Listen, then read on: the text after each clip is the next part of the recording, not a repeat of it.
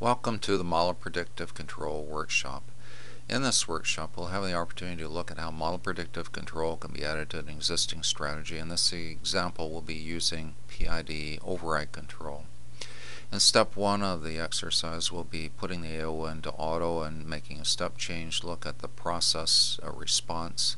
In step 2, we'll put the AO block into CAS and look at the PID override strategy and how it behaves under different operating conditions. In step 3, we'll put the AO block into RCAS modes so that the model predictive control is in control of our process, and then this will allow us to contrast the behavior of model predictive versus PID override strategy. In this workshop, we have a dynamic simulation in which the disturbance as well as manipulated parameter determine two process outputs. One is used as a primary control parameter, one PID. The other is used as a constraint. The constraint controller is enforcing a low constraint limit, so the control selector in this case is a high selector. The model predictive control is also an input to our AO block through the RCAS input, and by changing the mode of the AO to RCAS, MPC can be used to control our process. So let's get started with our workshop. In the first step, we will go to our AO block and change the mode to auto so that we can then manually introduce a step change into our process by changing the set point. So we'll go to auto, change our target value here by a step, and in response to that step change, we notice that there's a change in both of the outputs of our process. So both are impacted nearly equally by the step change. This is better seen by looking at our chart. So where we introduced our step change, we notice both the outputs of our process, the constraint and the control parameter, change equally in about the same amount. To allow control to be done with PID override strategy, we'll change the mode to cascade.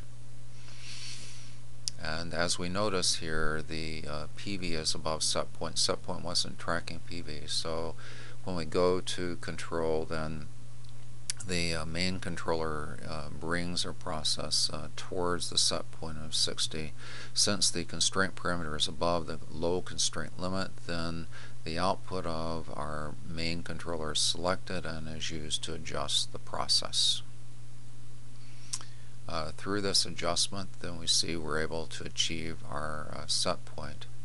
We'll now lower our set point to a new value, and when we do this, we see that the main controller again starts to reduce its output to drive towards the new target set point. Also, the constraint is being reduced, and at some point though the constraint hits the low constraint limit and its output then becomes higher than the main controller and is then selected. So due to the low constraint limit coming into play, our main PID is not able to achieve set point.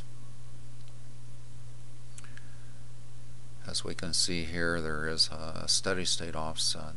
The disturbance to a process impacts both the control and constraint parameter. We'll change that to show how it impacts the relationship of those two. By increasing the disturbance, it primarily impacts our constraint parameter.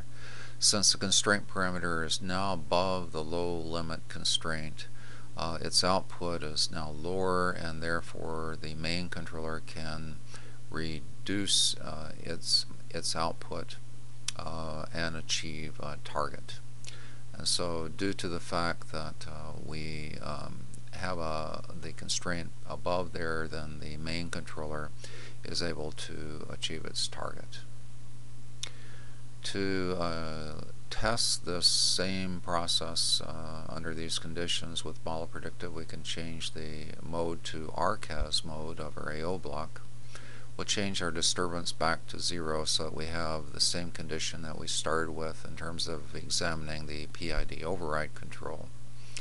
We notice that the set point is already at 60 at this point, and so the model predictive control will adjust its output to achieve a target value of 60. The measurement is shown here, and as we can see, our control parameter comes into our target. The constraint, since we're above the constraint limit, has no impact with our model predictive control the action is taking. When we change the target value to a lower value, as we did with the PID by lowering it to 40, then we see that the model predictive immediately starts to take changes in the output, its output, which impacts both the constraint and control parameter. At some point, the constraint parameter again hits our low constraint limit, and the model predictive control enforces that constraint, and we aren't able to achieve our target set point.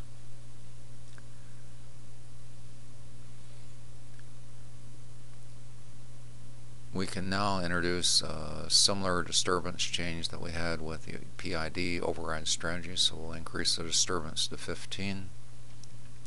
Under this condition, then the constraint parameter goes up, and our model predictive control now can go ahead and adjust the output to bring the control parameter to target, since the constraint is above its low constraint limit. So as you can see, the behavior is very similar between the two.